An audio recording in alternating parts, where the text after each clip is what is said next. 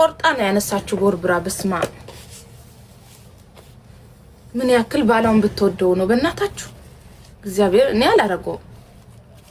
እግዚአብሔር እኔ አላረገውም በነገራችሁ ላይ እኔ አላረገውም ምን አገባኝና ነው ህይወቴን ሲኦል ማደርገው በአንድ ሰው ምክንያት እንዴ ሙታለች ኦፍ ኮርስ ሙታለች እንደዚህ ሆና እንዴት ልትኖር ትችላለች እናንተ አላያችሁም እኮ ለዛ ነው ሙታለች ሲጀመር እንትን ብለዋታል እኮ ሌላ ሀገር ዜጋ ናት ኢትዮጵያ አይደለችም በጣም ደስ አለኝ ግን ኢትዮጵያ አይደለችም ሲባል እንዴት ደስ እንዳለኝ አንጀቴ ኖርስ ያለው ስላችሁ ለምን እንደሆነ ታውቃላችሁ በቃ እኔ ኢትዮጵያ ሲባል ሁላችንም ነን የምንጠራውና ሶ እኔ ማርያምን በቃ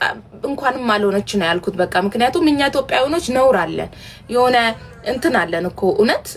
ምንም ቢሆን እንትና አልፈልግም በቃ የኢትዮጵያን ማንኛውንም ሰው ክፉ ማየት አልፈልግም ደሜ ናችሁ ሶ አይደለችም የኛ ልጅ አይደለችም በጣም ነው እኔ ሰው በመሞቱ አይደለም ኢትዮጵያ ባለ መሆኗ ግን በቃ እንትን አልኩኝ ምክንያቱም ሂሉንታ አለን እኛ ኢትዮጵያዊኖች ሂሉንታ አለን ስነ ስርዓት አለን እውነት ለመናገር ባንዳንድ ሰው ምክንያት ነው እንጂ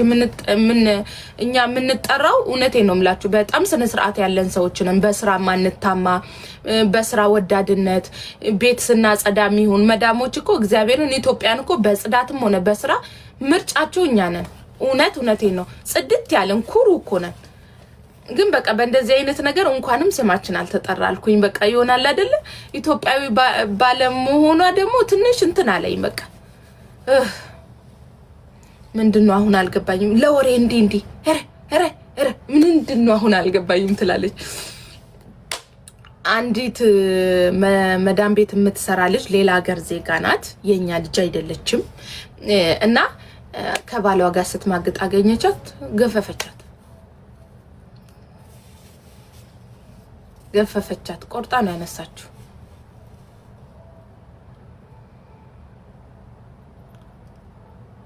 ያውላችሁ ኡጋንዳዎች ሀገራቸው ላይ መዳም ሙሙዋን ቆርጣ ለገደለቻት ልጅ ሰላማዊ ሰልፍ ወጡ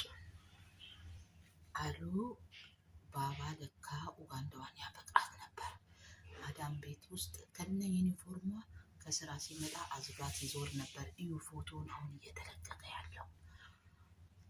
ከዛ ኡጋንዳዋም አገሯ ላይ ባል አላት በዚህ ጋር ጥቁሩ ባሏ ነው ይሄ ደግሞ ባባ ነው በዚህ ባባ ምክንያት ነው ባይዘው የሞተችው ኡጋንዳዋና አሁን ኡጋንዳዎች የሳውዲን ባንዲራ ያዙ ፍትህ ለእህታችን እያሉ